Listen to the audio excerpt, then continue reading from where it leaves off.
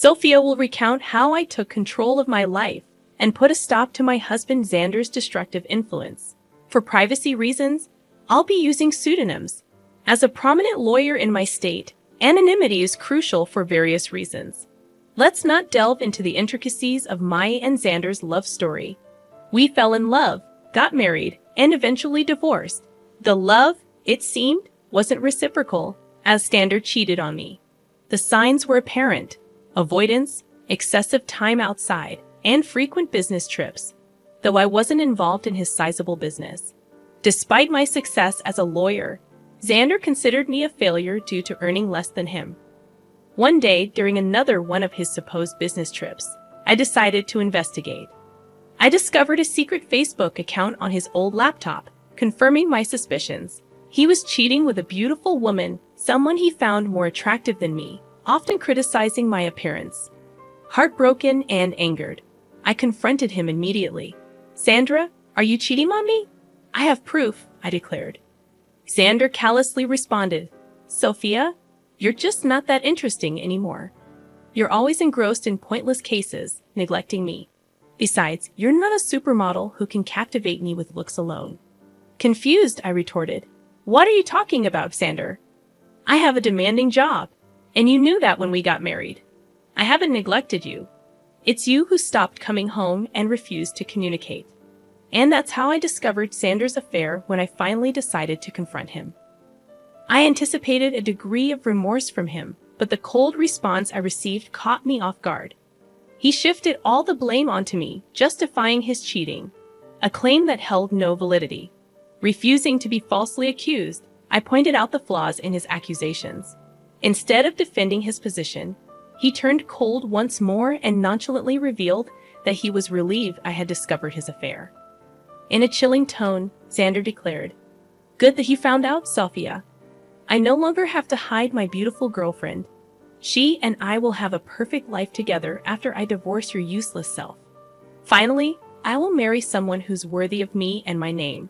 His words hit me like a ton of bricks, sending a cold shiver down my spine. As he spoke of divorce, he not only insulted me but also asserted that I was not good enough for him. Accusing me of being a bad wife, he showed no remorse for his affair and even boasted about how a mistress would make a better spouse. Tears streamed down my face as he demeaned me, proclaiming his affair with pride. This was the man I had loved for over a decade, and his words left me shattered. Through my tears, I asked, "How could you say that, Xander? All these years, I've been beside you through thick and thin, honoring my vows and valuing you above all else." His callous response cut deep, dismissing my worth. "Well, Sophia, it doesn't matter anymore. You're just not right for me. I'm now a proud business owner, and a woman with average looks and a pretentious law degree won't do me any good." Feeling utterly demeaned, I protested. "How could you, Xander? I'm a capable woman, even if I don't fit your narrow definition of beauty. I've been a good wife to you, and now you're contemplating divorce." Correcting me, he stated coldly, "I'm not contemplating divorce, Sophia. I've already decided to divorce you. I'm done. I don't want to be with you anymore. I will file soon and have already hired a great lawyer. You better move out before I come home. I don't want to see your ugly face anymore." A few hours after Xander hung up on me, he sent the divorce papers through a friend who looked at me sympathetically. I numbly accepted the papers, shut the door, and cried miserably, letting the reality of my wasted years with a horrible man sink in.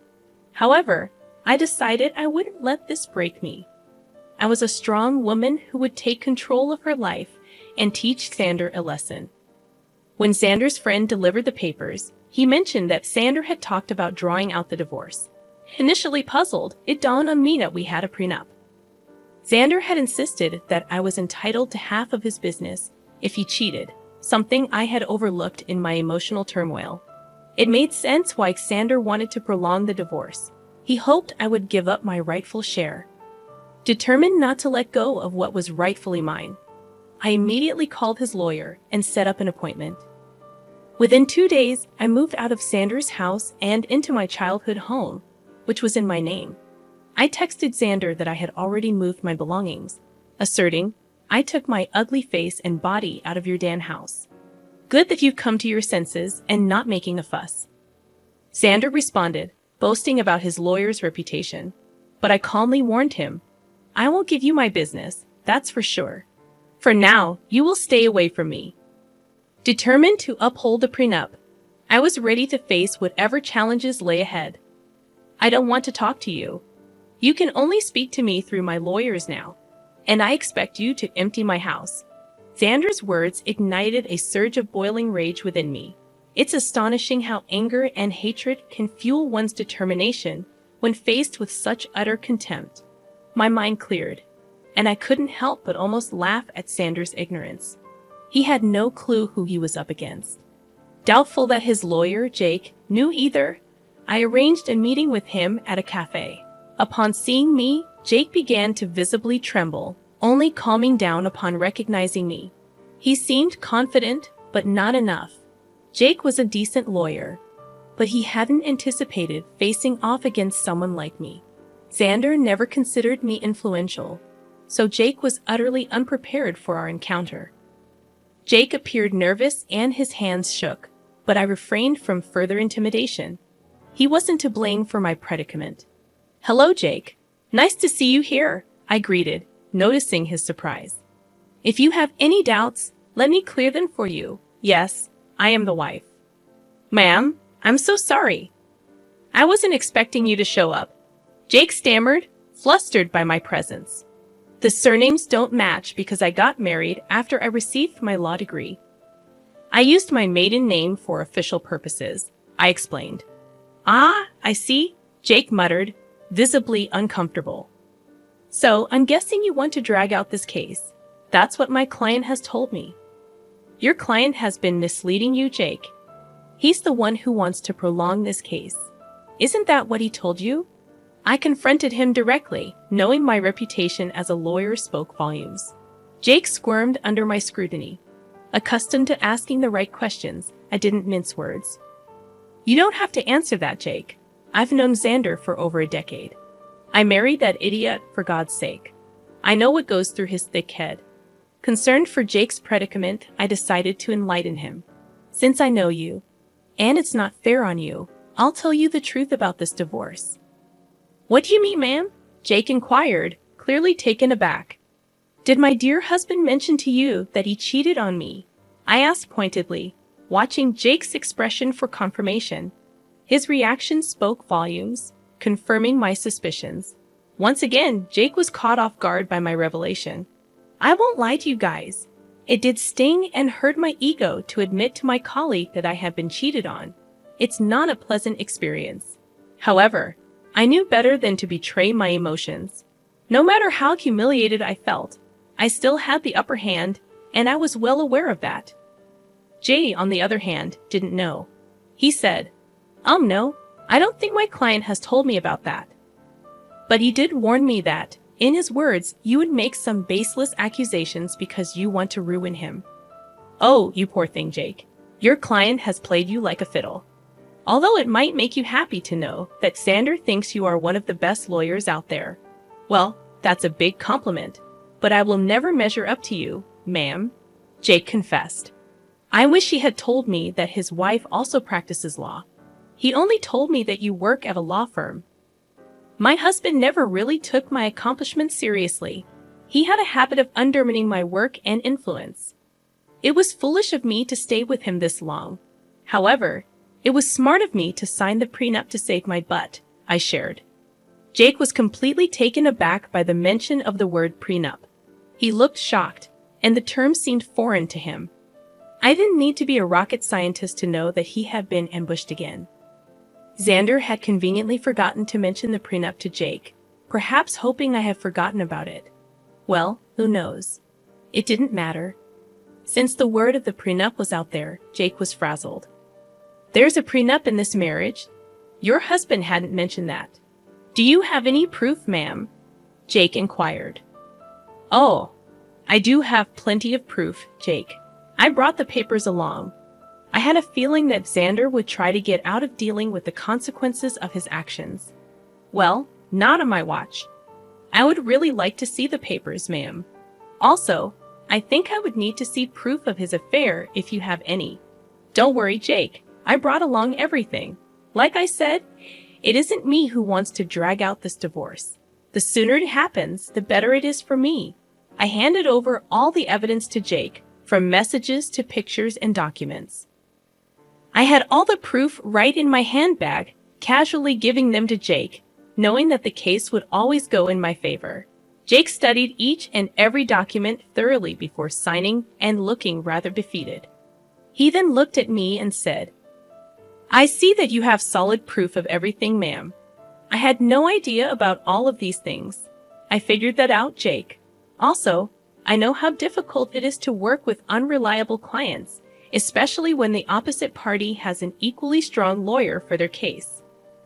"You're right about that, ma'am. I think that's all I needed to talk about today. I believe I need to have a serious conversation with my client before I decide to proceed with his case. I'm sure someone will contact you soon, although I can't say that it will be me." I could tell what Jake was hinting at but didn't comment on it. I thanked him for his time and proceeded to walk out of the cafe. I went straight to work and started to prepare my own documents for the divorce. All the lingering sadness was gone. Now, there was this rage within me that was driving me to make sure Xander suffered for what he had done, and I knew he had no way out of this mess he had created. It took Xander one day to get back to me. He called me on my number despite telling me not to contact him directly. It was funny but not surprising. I knew he would find himself in this situation. When I answered his call, he sounded very pissed off. "What the hell did you say to my lawyer, Sophia?" My, look who's calling after telling me to stay away. "Now what happened with your lawyer, Xander? Stop playing around, Sophia. Tell me what you told him that made him quit today. Your lawyer quit today? How sad, Xander. I guess you should have been upfront about your situation and who they would be fighting against. You don't know what you're saying? You are a freaking nobody. I won't let you take away my family business." "Oh, I would like to see you try, Xander. I will hire a better lawyer and doubt you. Just wait and watch. I will destroy you in court. You will come to me begging for mercy." "Well, sounds like a plan, Xander. Good luck with that. But a word of advice from a lawyer. Remember to tell your new lawyer about your affair and the prenup." When I said that, Xander simply hung up on me. It made me chuckle. He was in deep trouble but still didn't know it. He would try every lawyer in town and see if anyone would represent him. I am a known name here, so people knew not to mess with me. Plus, anyone stupid enough to believe his lies would be dragged down to reality when I presented them with my ammo. Xander said that he would make me beg for mercy. I knew that it would be a matter of time before he would come begging at my door. I was right in thinking that Xander would be back, begging at my door. He literally had no other choice. One fine morning, while I was getting ready for work, there was a knock at my door. I was a little confused about who showed up at such an odd time. Imagine my surprise when I opened the door and found my soon-to-be ex-husband, looking forlorn and weary. I invited him in because I didn't want the scene outside my home. I was already dealing with enough. When he came inside, I said, "Make it quick, Xander. I don't have enough time to waste on you. I don't even know why you're here. We were supposed to strictly communicate through lawyers only." "Yeah, about that. I haven't found a good divorce lawyer yet." "Oh, that's sad for you, Xander. You better hurry up because I hear that your mistress has been dying to marry you. I'm not worried about her anymore. Listen, Sophia, we need to talk. You have been sabotaging my lawyer so that they wouldn't take my case. That is very unfair." I immediately laughed when he said that. I couldn't believe that Xander would have the audacity to pin the entire blame on me. This once again showed how little he valued my profession. He thought that just because he was willing to throw money, people would pull at his feet. Oh dear, that's an amazing joke, Xander. Let me just clear that misconception for you. I haven't been sabotaging anything. It's your stupidity that's causing trouble. I don't understand. What did I even do? Should I remind you how you lied to your lawyers about the affair and the prenup? That is enough to make them look like fools in court. Do you think lawyers would jump at representing unreliable clients like you? Besides, I will admit that my name will make a lot of people walk away. You may consider me to be useless, but I actually do have a good name in this profession. Yes, I know that now, Sophia. I've tried being open with lawyers too, but none of them are willing to help me. That's what happens when you try to go against an ironclad prenup. You really should have thought your affair through, Xander. Not that it matters now. The damage is done. No sane lawyer would fight for your cause. You'll be giving me half of your business. Xander's facial expression said it all. He didn't want to lose his business. I mean, that's why he tried to pick a good lawyer and drag out the divorce. He wanted to keep me hanging long enough until I would snap and just leave him alone without demanding half of his company. After a few days, it became clear to him that no one would take his side. Hell, he was even finding it hard to find any lawyer who would go against me. So, he did what he thought was his last resort. He started to cry and beg. Sophia, you know how much this business means to me. Please don't do this. You can take everything else, but please don't ask to split the business. Why not, Xander? You were the one who put in the clause of splitting the business in case you cheated. You think I will give up my rights that easily? I deserve it after the betrayal you threw in my face. It was all a mistake, Sophia. Believe me. I have actually put my relationship on hold because I know what a big mistake it was. Maybe, just maybe, we can give this marriage a try. I can say for sure that this hurdle will only make us stronger. Xander's words made me laugh out loud again. The audacity of this man was unmatched by anyone I knew. I really didn't know what to say. He was actually asking to get back together, as if I would be stupid enough to do that. I did know that he had put a pause on his relationship with his mistress. The rumors were out that the mistress was not happy, and neither was Xander. But if he thinks this will make me go back to him, he is dead wrong. I already made the mistake of marrying a piece of and learned my lesson the hard way. Plus, I knew why he was suddenly desperate to get me back. You must be delusional for suggesting something like that, Xander.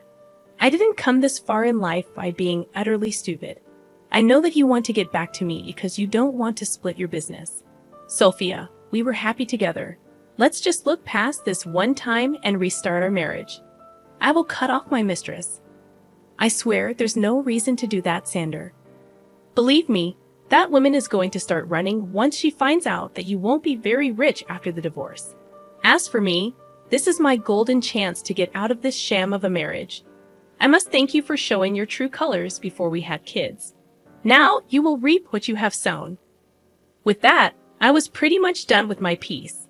I immediately stopped talking while Xander kept begging and pleading with me not to take his business. It was a rather pathetic scene, but it didn't move me at all.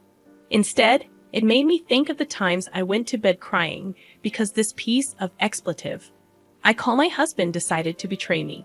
Seeing Xander in a vulnerable place only gave me satisfaction and completed my revenge. Now, I simply needed a clean break to start fresh. Well, I definitely got more than what I had bargained for. Karma hit Xander hard and fast. He tried for weeks to change my mind and make me come back home.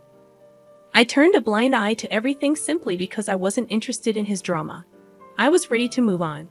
Since he had filed for divorce already, I hired someone from my firm to represent me. I'm not a divorce lawyer, so I couldn't do it myself. Besides, I wanted as minimum interaction with him as possible. After a month of trying to change my mind, he was forced to get a lawyer and ask for a clean break. He knew that if I took the case to court, he would only face humiliation and ultimately waste money on lawyers appointed by the court. So he receded and asked for a mutual split. The prenup made it super easy for me to get the divorce. Of course, I had plenty of proof to show everyone that Xander cheated. As per the prenup, he was supposed to give up half of his business to me. He wasn't happy. But there was no way out, so he signed over half of it to me. We did give him an offer to buy me out, but he had no money. Now, why would a big business owner like Xander have no money, you ask? Well, he had spent it all on his mistress, who is now not taking his calls or texts. I guess she figured out that he won't be rich anymore. But now, No one is willing to date her because they know what a gold digger she is. What goes around comes around, I guess. Well, the mistress was the least of Sanders' troubles. With half of his business gone, his earnings were severely reduced. He had to sell his house because he didn't have much money to maintain it or even pay the mortgage properly. He's currently renting a condo that is a serious downgrade from the big mansion he stayed at. He did try to get back with me again in the hopes of regaining full control of his business. Well, safe to say that is never happening. He now either has to continue the way it is or manage to save enough money to buy me out. If you want to know about me, I'm actually doing pretty well. I have appointed someone to take care of my share of Sanders' business, and so far, things have been amazing. I ended up upgrading my lifestyle by buying a new mansion due to my combined income from law practice and business. Things are going well. I'm living my best life, and I honestly couldn't be happier. All in all, the divorce played out well for me. Instead of getting played by my ex-husband and his mistress, I ended up ruining their lives and bettering mine.